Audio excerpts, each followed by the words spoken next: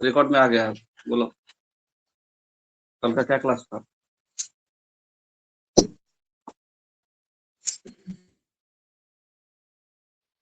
Class में गांधी जी का कितना चीज पढ़ लिए थे? गांधी जी का पहले तो वहां तक विठल भाई पटेल, सरदार वल्लभ भाई पटेल और वो इंदुलाल याग्निक खेड़ा पर किसानों को समर्थन प्राप्त कर सत्याग्रह प्रारंभ कर दिया, जिससे सरकार को झुकना पड़ा। अच्छा,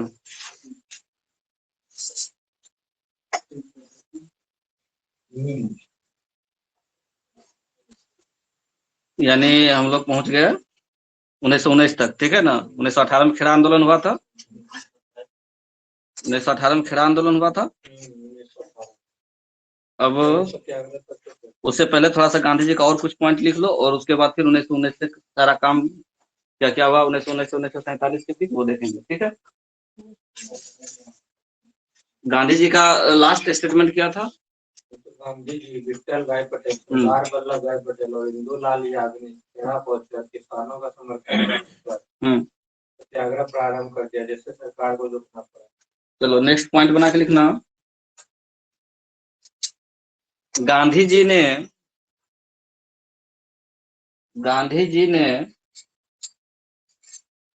अपनी पुस्तक हिंद स्वराज में, गांधी जी ने अपनी पुस्तक हिंद स्वराज में, हिंद स्वराज एक पुस्तक है जो गांधी जी लिखे थे। गांधी जी ने अपनी पुस्तक हिंद स्वराज में स्वराज शब्द की विस्तृत व्याख्या की है। स्वराज शब्द की विस्तृत व्याख्या की है। कौन से पुस्तक में? हिंद स्वराज। हिंद स्वराज पुस्तक किन्होंने लिखा? गांधी जी ने। किस का विस्तृत व्याख्या क्या है उसमें? स्वराज शब्द का विस्तृत व्याख्या क्या है कि स्वराज वास्तव में होता क्या है। ठीक है, नेक्स्ट स्टेटमेंट लिखो। महात्मा गांधी ने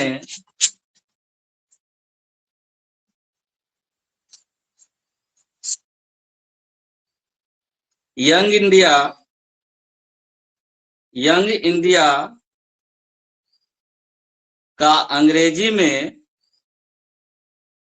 तथा नवजीवन पत्रिका का गुजराती में संपादन किया था। दो पत्रिका, एक यंग इंडिया और एक नवजीवन, तथा नवजीवन पत्रिका का गुजराती में संपादन किया था। दो स्टेटमेंट लिखा है। पहला स्टेटमेंट क्या था? कितना डेट है आज?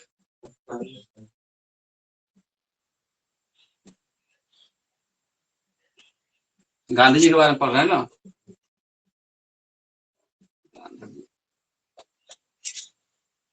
दो स्टेटमेंट बोले, पहला स्टेटमेंट क्या था? गांधी जी ने अपनी पुस्तक हिंद स्वराज शब्द की विस्तृत व्याख्या, एक पुस्तक लिखे गांधी जी, हिंद स्वराज, और इस हिंद स्वराज पुस्तक में स्वराज शब्द का जो विस्तृत व्याख्या है उन्होंने किया है। स्वराज शब्द का विस्तृत व्याख्या, वास्तव में स्वराज होता क्या है। ठीक है, एक और स्टेटमेंट क्या लिखा है? यंग इंडिया एक पत्रिका है।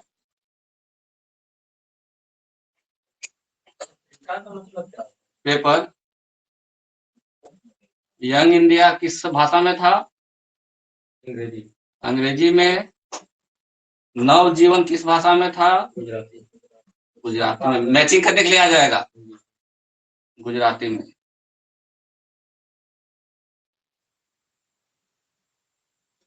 इसका क्या क्या संपादन किया? क्या क्या संपादन? नहीं, संपादक वो होता है जो प्रिंट होने से पहले एक बार देख करके कहता इट्स ओके, ठीक है। अब खबर भेज दिया यहाँ से पथरगामा वाला, उधर से गोड्डा वाला, उधर से फलाने जगह से, ठीक है। सब जब कलेक्ट एक जगह होता है तो संपादक का काम होता है एक बार वेरिफिकेशन करना कि न्यूज सही से आर्टिकल लिखा हुआ है कि नहीं लिखा हुआ, ठीक है। तो संपादन करने का काम किनका था? यंग इंडिया और नवजीवन का, गांधी जी का। वो लास्ट में, सबसे लास्ट में यही चेक करते हैं, उसके बाद ही प्रिंट होता है, ठीक है। संपादक का काम क्या है? हर चीज का चेक करना और सही ढंग से उसको आर्टिकुलेट करना और फिर मतलब प्रिंट करवाना, ठीक है। यंग इंडिया, अच्छा नाम से ही पता चला यंग, यंग शब्द कैसा है? ये अंग्रेजी शब्द है। यंग शब्द कैसा है? अंग्रेजी है। यंग मतलब जवान, इंडिया मतलब भारत, यंग इंडिया, ठीक ना, जवान भारत। तो यंग इंडिया अंग्रेजी शब्द है तो अंग्रेजी में संपादन। और नवजीवन लग रहा है कि हिंदी का है, नवजीवन क्या है? हिंदी का है, लेकिन एक्चुअली ये हिंदी भाषा में नहीं था, ये किस भाषा में था? गुजराती भाषा में था, ठीक है। क्लियर है? तो ये दो पत्रिका का संपादन गांधी जी ने किया, नवजीवन और यंग इंडिया। नवजीवन और यंग इंडिया दो पत्रिका है, इन दोनों पत्रिकाओं का संपादन किसने किया? गांधी जी ने। कौन कौन सा भाषा में? अंग्रेजी में और गुजराती। नेक्स्ट पॉइंट लिखो।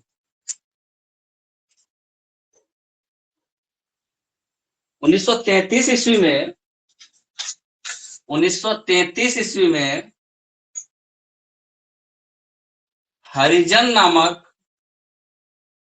1933 ईस्वी में हरिजन नामक पत्र का प्रकाशन गांधी जी ने करवाया। हरिजन पत्र जो था, पत्र पत्रिका, ठीक है ना, गांधी जी ने करवाया था। कब? 1933। हरिजन पत्र पूछेगा किसका है? गांधी जी का है। और प्रकाशन कब हुआ? 1933 ईस्वी। हरिजन, यहीं से हरिजन शब्द आया है, हरिजन एक्ट है, ठीक है। हरिजन बहुत फेमस हुआ था स्वतंत्रता के समय में, हरिजन शब्द है ना। हरिजन एक्ट लग जाता है तो बहुत लोगों का बिल भी नहीं होता है, पता ना, SC ST एक्ट जो लगता है हरिजन ही बोलते हैं ना लोग। हरिजन, हरिजन, हरि का जन, हरि मतलब भगवान, जन मतलब आदमी, ठीक है।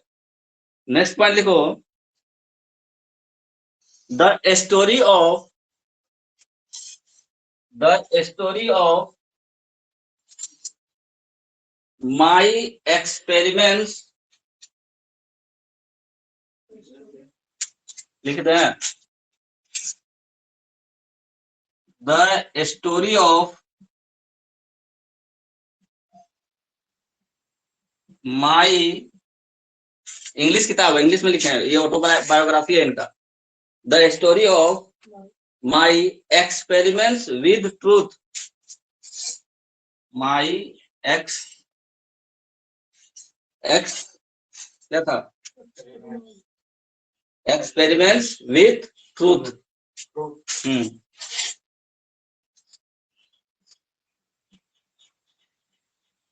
एक्सपेरिमेंट्स विद, देखो एक चीज, WITH जो हम लोग पढ़ते हैं, थ नहीं पढ़ना है, इसको हमेशा द पढ़ना है, द हलन। इसको विथ नहीं पढ़ना है, विद पढ़ना है, ठीक है। My experiments with truth, truth मतलब होता है सच्चाई, ट्रूथ, TRUTH, इंग्लिश में पूरा नाम लिख देते हैं। The story of my experiments with लिखा हुआ ये है यहाँ, एक्सपेरिमेंट्स विथ ट्रूथ। ये किताब किनका है? गांधी जी के द्वारा लिखा गया है, और इनका ये ऑटोबायोग्राफी है। देख लो यहाँ पे, ऑटोबायोग्राफी अर्थात होता है स्वयं की जीवनी, स्वयं की जीवनी। और एक शब्द आता है बायोग्राफी, बायोग्राफी मतलब किसी और की जीवनी कोई और लिखे तो उसको बोलते हैं बायोग्राफी। किसी और के बारे में, उसके जिंदगी के बारे में कोई दूसरा व्यक्ति लिख रहा है तो उसको क्या बोलेंगे?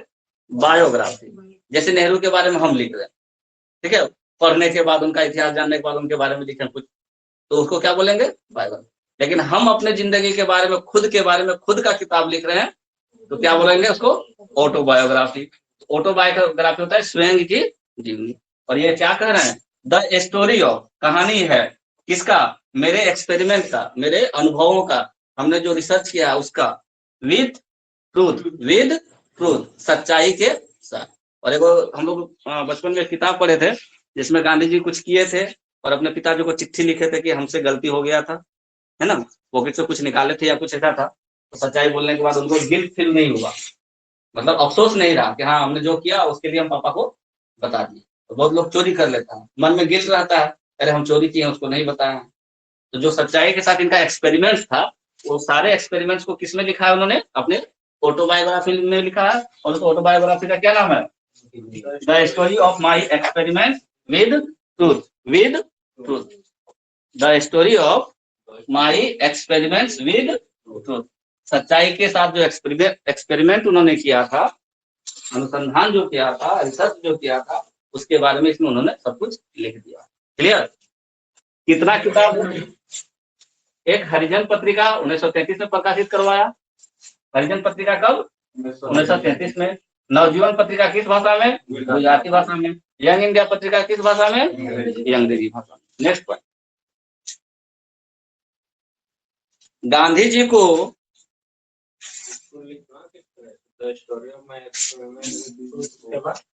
अच्छा क्या लिखे इसको? The story of my experiments with truth. Autobiography है गांधी जी का। ऑटोबायोग्राफी यानी स्वयं की जीवनी है। किनका? गांधी जी का। वो स्टेटमेंट पूरा नहीं हुआ था, बोला my experiments with truth autobiography है गांधी जी का।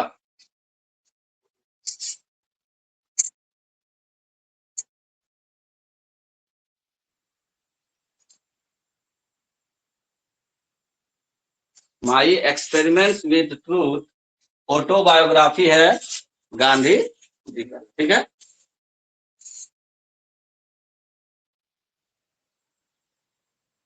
नेक्स्ट पॉइंट लिखो, गांधी जी को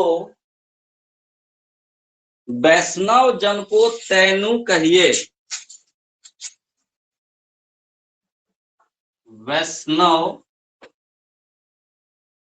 जन को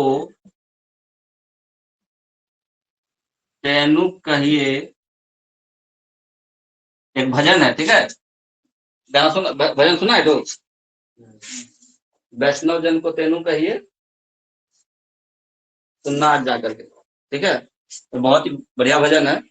वैष्णव जन को तैनू कहिए, क्या लिखा है स्टेटमेंट में? गांधी जी को वैष्णव जन को तैनू कहिए भजन सर्वाधिक प्रिय था, सर्वाधिक प्रिय था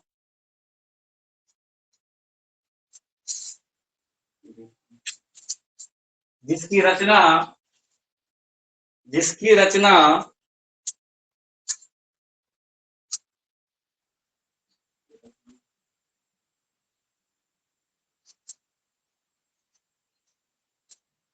नरसिंह मेहता द्वारा की गई थी। नरसिंह मेहता, ये बहुत इंपॉर्टेंट नाम है। नरसिंह मेहता, वैष्णव जन को तेनू कहिए, पीर पराई जान रे, ये भजन है। ठीक है, रचना किसने किया था? नरसिंह मेहता ने। नरसिंह मेहता ने। ये भजन बहुत अच्छा है, सुनोगे बहुत अच्छा लगेगा सुबह सुबह। ठीक है, नेक्स्ट स्टेटमेंट, महात्मा गांधी ने साबरमती आश्रम की स्थापना, महात्मा गांधी ने साबरमती आश्रम की स्थापना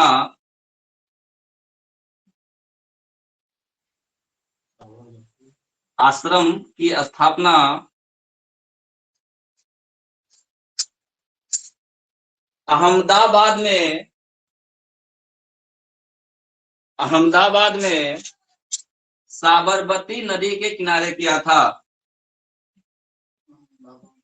अहमदाबाद में साबरमती नदी के किनारे किया था?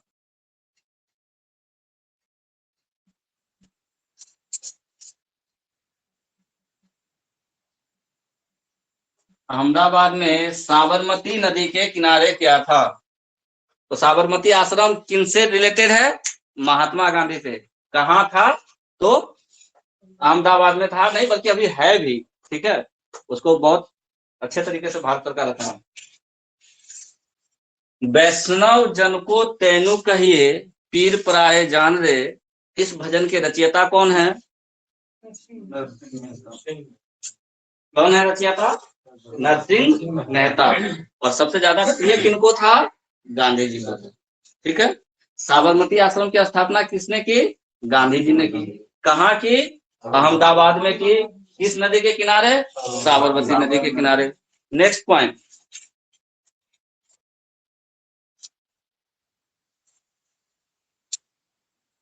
उन्नीस सौ सत्रह ईस्वी से 1919 ईस्वी तक गांधी जी ने 3 संघर्षों का नेतृत्व किया था।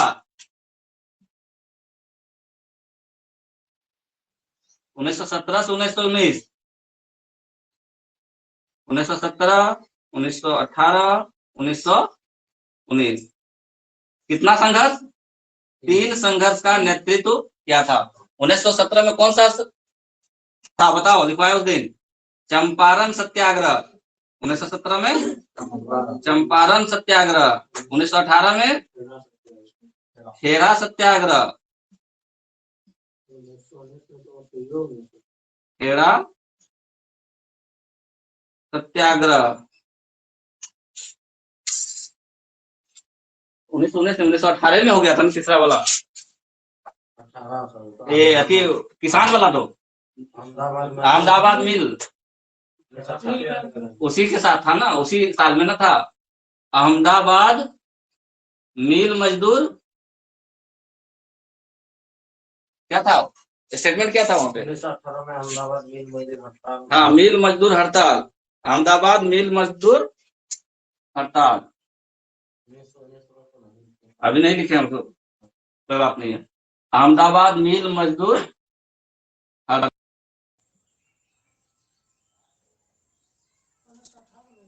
हाँ दोनों। तो 1919 मत लिखो, उसको लिखो 1917 1918 ईस्वी में।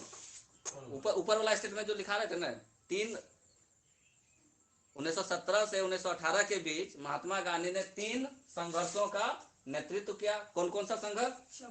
1917 में चंपारण सत्याग्रह, 1918 में खेड़ा सत्याग्रह और 1918 में ही अहमदाबाद मिल मजदूर हड़ताल। इस तीनों। अब और भी बहुत सारी चीजें हैं जो उन्होंने किया गांधी जी ने। ठीक है, लेकिन अभी 2 चीज यहाँ पे और जान लो, और उसके बाद 1919 से सारा चीज पढ़ेंगे 1947 तक। ठीक, 2 चीज। गांधी जी की मृत्यु कब हुई थी? गांधी जी की मृत्यु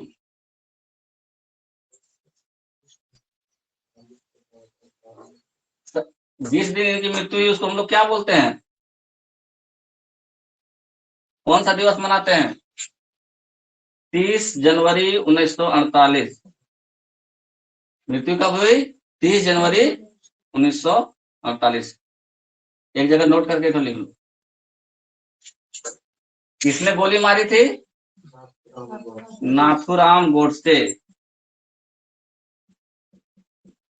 एक जगह पॉइंट बना के लिख लो।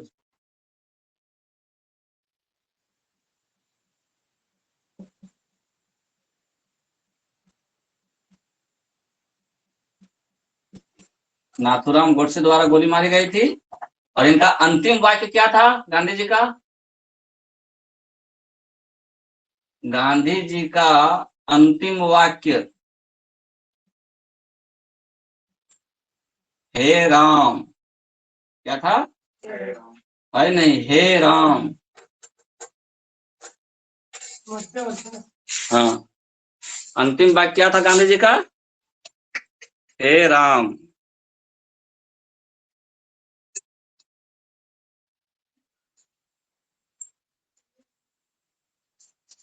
गांधी जी की मृत्यु कब हुई? 30 जनवरी 1948 को। किसके गोली से मरे? नाथूराम गोडसे के गोली से मरे। अंतिम वाक्य उन्होंने क्या बोला? हे राम।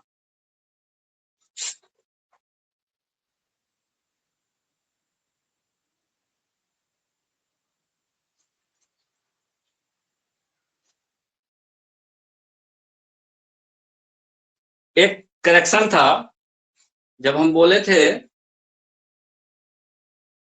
कि गांधी जी जो साउथ अफ्रीका गए थे, कब लिखवाए थे वो वाला point? Gandhi ji south Africa कब गए थे? हम लिखवा दिए था 1892।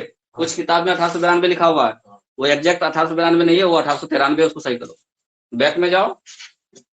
गांधी जी जो अब्दुल्ला साहब के पैरवी करने के लिए साउथ अफ्रीका गए थे, वो 1893 ईस्वी था, 1892 ईस्वी नहीं था। हर जगह 1893, एक दो जगह ही 1892 है, उसको 1893 कर लो। क्या था स्टेटमेंट? पढ़ो। 1893 दादा अब्दुल्ला नाम के एक व्यापारी का एक मुकदमे की पैरवी के लिए उन्हें दक्षिण अफ्रीका जाना था। एक्चुअली क्या हुआ था उस समय, जब गांधी जी आए यहाँ इंडिया, 93 करना है। गांधी जी जब इंडिया आए तो सबसे पहले फरवरी मार्च में कहाँ रुके? सदाकत वहाँ रविन्द्रनाथ टैगोर के आश्रम में, शांति निकेतन। ठीक है, शांति निकेतन में रुके। उसके बाद कुछ दिन ये गुजरात चले गए। ठीक है, वहां पे उन्होंने अपना वकालत शुरू किया। तो गुजरात के ही थे वो, जो जिनका दक्षिण अफ्रीका में पैरवी करना था, अब्दुल्ला साहब। तो उनका उनसे कांटेक्ट हुआ, बोला भाई ऐसा ऐसा बात है, पैरवी करने के लिए हम लोगों को साउथ अफ्रीका जाना है। ठीक है, तो वो 1893 ईस्वी में साउथ अफ्रीका गए थे, 1892 में नहीं गए थे। हर जगह 1893 लिखा हुआ है। क्लियर? करेक्शन हो गया वो। तो अब्दुल्ला साहब का पैरवी करने के लिए, क्या पूरा नाम था उनका? दादा अब्दुल्ला।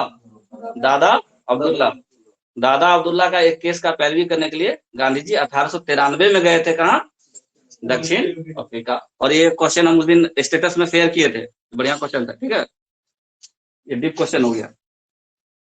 अब हम लोग एक एक करके 1919 से जो जो आंदोलन हुआ स्वतंत्रता संघर्ष में, वो सब पढ़ेंगे। नेक्स्ट टॉपिक लिखो, रॉलेट एक्ट 1919। 1919 में क्या आया था? Rowlatt act. एक फोटो खींचो, इसको मिटाएंगे। Rowlatt Act 1919 Rowlatt Act 1919। Photo खींच लो, इसको मिटाएंगे।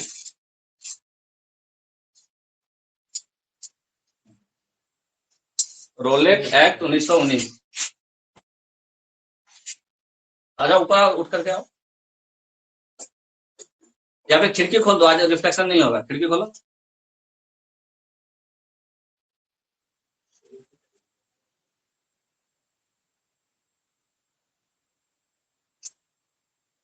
जूम करके देखो, सही आ रहा?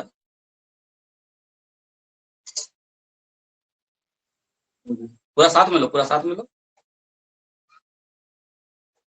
फुल पिक लो ना।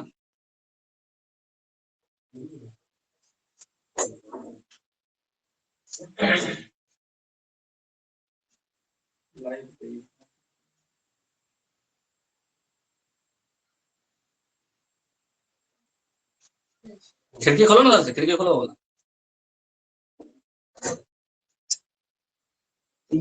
ठीक है, चलो मिटा रहे हैं। Rowlatt Act 1919। Next topic, Gandhi ji की मृत्यु वाला कॉलम लिख लिया ना एक जगह? गूगल करके देखना कि गांधी जी की मृत्यु जो 30 जनवरी को हुई, उस दिन को हम लोग किस दिवस के रूप में मनाते हैं। तुम लोगों के होमवर्क रहा। 2 अक्टूबर और 30 जनवरी बिल्कुल याद रखना। 2 अक्टूबर को क्या हुआ था? जन्म हुआ था। बहुत सारे प्रोग्राम जो है 2 अक्टूबर को शुरू किए जाते हैं भारत सरकार के द्वारा। क्यों? क्योंकि उस दिन राष्ट्रपिता गांधी जी का जयंती मनाया जाता है। पंचायती राज जो व्यवस्था लागू किया गया, सबसे पहले कहाँ लागू किया गया था? चंदन कुमार, राजस्थान के नागौर जिला में। कई तारीख को? 2 अक्टूबर को, गांधी जी के जयंती का अवसर। कब? किसके द्वारा? नेहरू जी के द्वारा।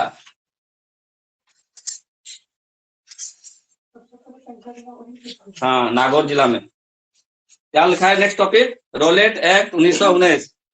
पॉइंट बना के लिखो। बढ़ती हुई क्रांतिकारी गतिविधियों के कारण, बढ़ती हुई क्रांतिकारी गतिविधियों के कारण,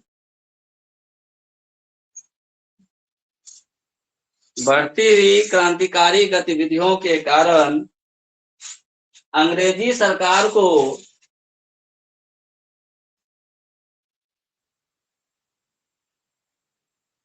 अंग्रेजी सरकार को गतिविधियों के कारण अंग्रेजी सरकार को रोलेट समिति ने, रोलेट समिति ने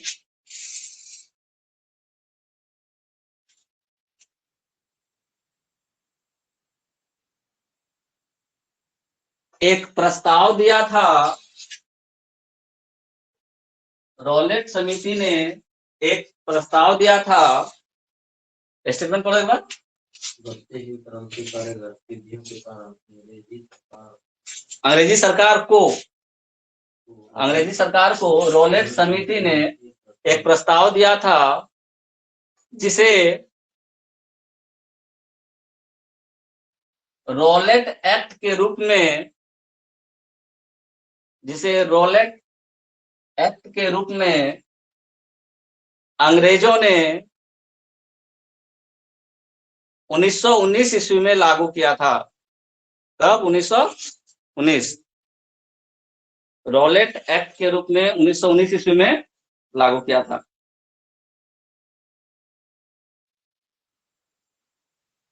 इसका एक दूसरा नाम भी है, शॉर्टकट में तो लोग रोलेट एक्ट डायरेक्ट बोल देता है, ठीक है, लेकिन इसका एक बहुत बड़ा नाम है, लिख लो, the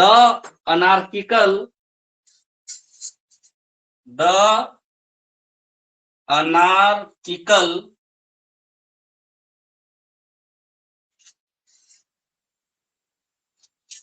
end revolutionary, the anarchical and revolutionary, the anarchical and लिखना पड़ेगा, revolutionary, revolutionary crime act, crime act. इसका दूसरा नाम क्या है? Roulette act. शॉर्टकट में क्या बोलते हैं हम लोग? Rowlatt Act. लेकिन अगर कभी कभी स्टेटमेंट वाला क्वेश्चन आता है, जैसे जेपीएससी या बीपीएससी में स्टेटमेंट वाला क्वेश्चन आ सकता है कि रोलेट एक्ट को दूसरे नाम से भी जाना जाता था, ठीक है, ये ऑप्शन आएगा, the anarchical and revolutionary crime act. The anarchical and revolutionary crime act किसने, कौन सा एक्ट के नाम से जाना जाता है? रोलेट एक्ट के नाम से जाना जाता है, ठीक है। और ये किसने प्रस्ताव दिया था? रोलेट समिति ने। रोलेट उसका अध्यक्ष रहा होगा उस कमेटी का, रोलेट नाम का जो भी अंग्रेज होगा, ठीक है, और उसी कमेटी के प्रस्ताव पर ये रोलेट एक्ट आया था, जिसका पूरा नाम था the anarchical and revolutionary crime act, ठीक है। हाँ, रोलेट एक व्यक्ति का नाम था जो अध्यक्ष रहा होगा इस कमेटी का, उसी के नाम पे ये एक्ट बना। क्या हो रहा था? क्रांतिकारी गतिविधि भारत में बढ़ने लगा था, क्रांतिकारी गतिविधियां भारत में बढ़ने लगा था। अब उसको क्या करना है? दबाना है, कुचलना है। कोई ऐसा नियम बना दो सरकार, सख्त नियम, ठीक है, जिससे कि क्रांतिकारी गतिविधियों को क्या किया जा सके? दबाया जा सके, कुचला जा सके। तो इसी के लिए क्या लाया था? रोलेट एक्ट लाया था। रोलेट एक्ट क्यों लाया गया? क्रांतिकारी गतिविधियों को दबाने कुचलने के लिए, ठीक है। नेक्स्ट पॉइंट, रोलेट एक्ट के तहत, आखिर ऐसा क्या लिखा था इसमें? अगला पॉइंट लिखो, रोलेट एक्ट के तहत अंग्रेज सरकार, रोलेट एक्ट के तहत अंग्रेज सरकार जिसको चाहे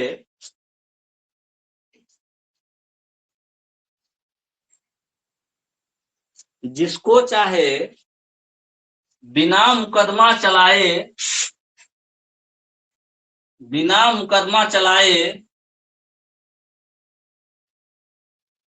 जेल में बंद कर सकती थी।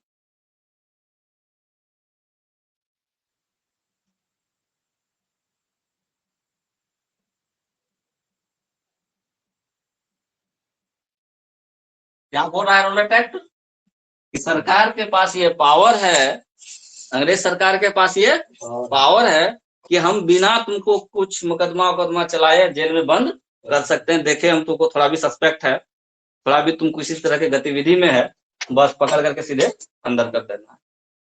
इसमें ये इस नियम के अनुसार, इस नियम के तहत ये आया कि बिना मुकदमा किए किसी को भी जेल में बंद कर सकता है जब चाहे तब, 1919 का रोलेट एक्ट के तहत। फिर क्या हुआ, नेक्स्ट लिखो। रोलेट एक्ट को बिना अपील, बिना वकील, बिना दलील का कानून कहा गया। क्या कहा गया रोलेट एक्ट को? बिना अपील, कोई अपील नहीं, बिना वकील, कोई वकील नहीं, और बिना दलील। बिना अपील, बिना वकील, बिना दलील का कानून कहा गया। बिना कोई दलील हुए हम तुमको क्या कर सकते हैं, जेल में बंद कर सकते हैं। बिना अपील, बिना वकील, बिना दलील का कानून कहा गया। रोलेट एक्ट को क्या कहा गया? बिना अपील, बिना वकील और बिना दलील का कानून कहा गया। ठीक है, नेक्स्ट पॉइंट।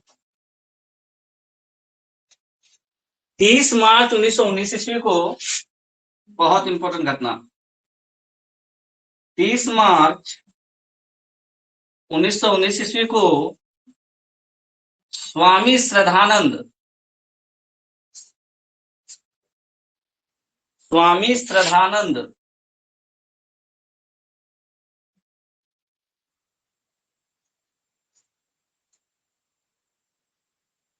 तीस मार्च 1919 ईस्वी को स्वामी श्रद्धानंद ने दिल्ली में आंदोलन की कमान संभाली,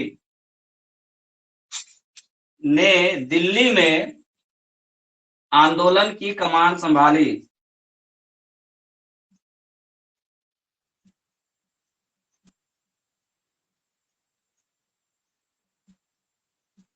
कमान संभाली का मतलब क्या हुआ? नेतृत्व किया। दिल्ली में आंदोलन का नेतृत्व 1919 ईस्वी में किसने शुरू किया? 30 मार्च 1919 को स्वामी श्रद्धानंद ने। स्वामी, दो को स्वामी का नाम आएगा, स्वामी सहजानंद, स्वामी श्रद्धानंद। 1919 में स्वामी श्रद्धानंद, और जब किसान आंदोलन का बात जब भी आएगा, किसान आंदोलन से क्वेश्चन आता ही आता है, तो वहां स्वामी सहजानंद मारना। जैसे ही किसान सभा, किसान आंदोलन का बात आएगा, स्वामी सहजानंद, अभी पढ़ाएंगे वो, अभी बाद में आएगा। कृषि संबंधी, किसान संबंधी आंदोलन की बात आएगा तो स्वामी सहजानंद, अभी आएगा उनका चर्चा। अभी जो आंदोलन चल रहा था इस रोलेट एक्ट के बाद, तो स्वामी श्रद्धानंद ने कहा कमान संभाल लिया? दिल्ली में। Next point. और कोई कांड हुआ था बहुत फेमस कांड, टॉपिक का नाम लिखो, अलाहाबाद हत्याकांड। हत्या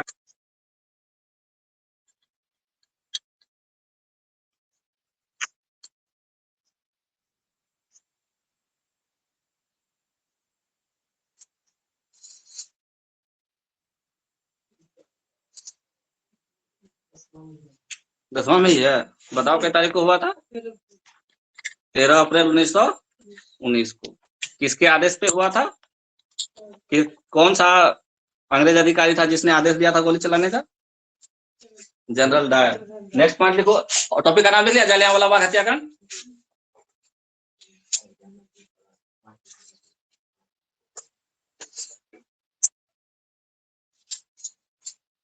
नेक्स्ट टॉपिक है जालियांवाला बाग हत्याकांड। कब हुआ था? 13 अप्रैल 1919 ईस्वी। लिखो, 13 अप्रैल 1919 ईस्वी को, 13 अप्रैल 1919 ईस्वी को बैसाखी के दिन, बैसाखी के दिन, बैसाखी का दिन बहुत इंपॉर्टेंट है, ऑप्शन में आ जाता है। किस दिन? पूर्णिमा, अमावस्या, ठीक है। कौन सा दिन था वो? बैसाखी का। 13 अप्रैल 1919 ईस्वी को बैसाखी के दिन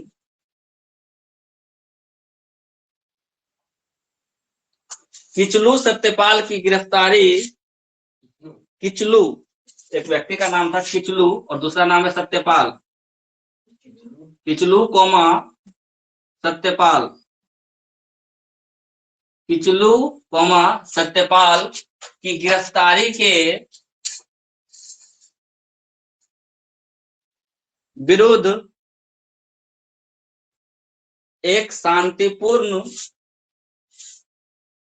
सभा का आयोजन, एक शांतिपूर्ण सभा का आयोजन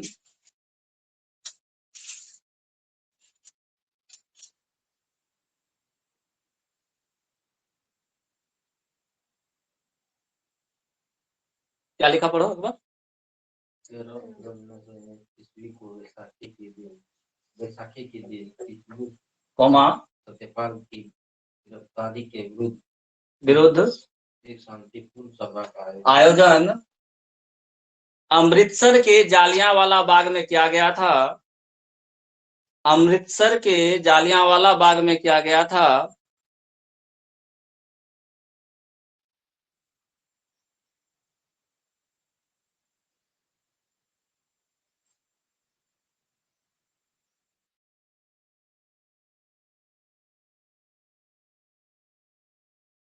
क्या हुआ? 1919 में जब रोलेट एक्ट आया तो किचलू और सत्यपाल जी को गिरफ्तार कर लिया गया, बिना वकील, बिना दलील, बिना अपील, बिना दलील, बिना वकील, बिना अपील, बिना दलील, बिना वकील वाला जो कानून था, उस कानून के तहत किचलू और सत्यपाल जी को क्या कर लिया गया? गिरफ्तार। अगर कोई गिरफ्तार करता है तो फेमस आदमी है, तो उनके उस विरोध में जालियांवाला बाग जो अमृतसर में था या अभी है, वहां पे 4 दीवारी था और एक कुआं भी था और गेट एक ही वो था।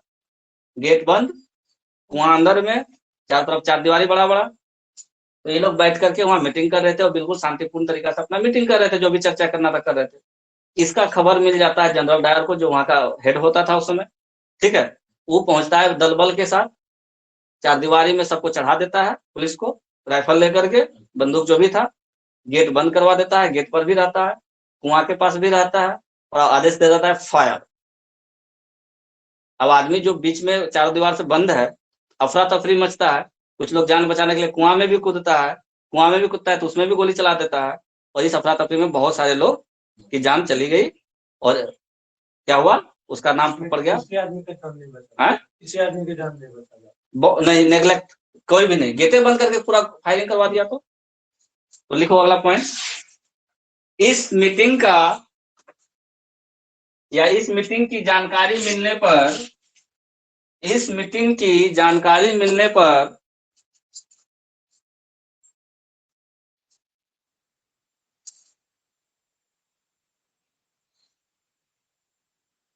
जनरल डायर ने, जनरल डायर ने जालियांवाला बाग को चारों तरफ से घेर कर, चारों तरफ से घेर कर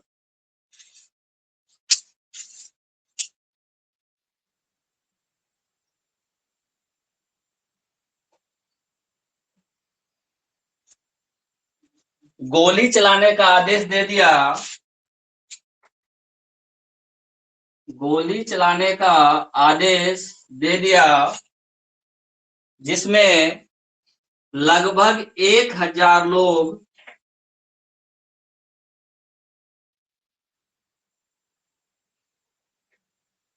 या जिसमें लगभग 1000 लोगों की जान चली गई।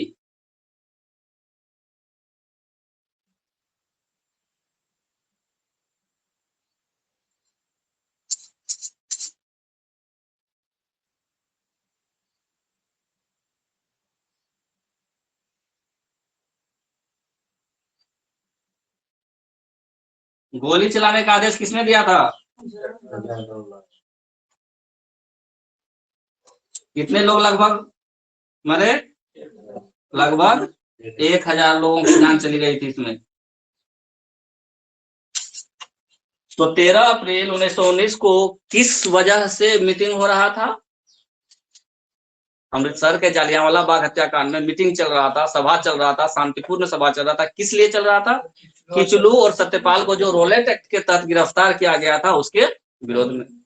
अब जनरल डायर को लगा कि ये लोग कहीं फिर से कोई संघर्ष नहीं कर दे, ठीक है।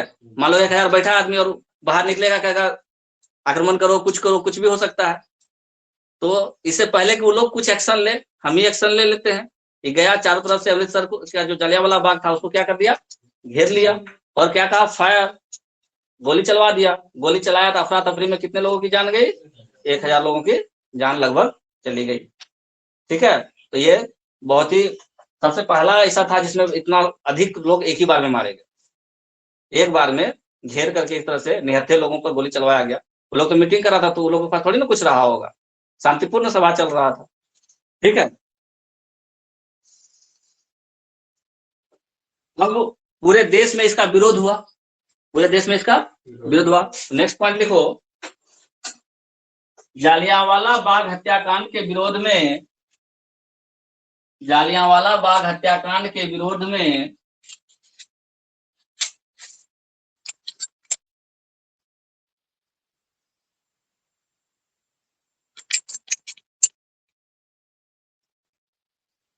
जालियांवाला बाग हत्याकांड के विरोध में रविंद्रनाथ टैगोर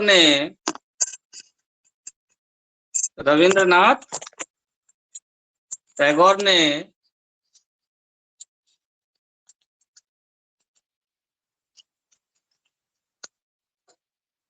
अपने नाइटहुड की उपाधि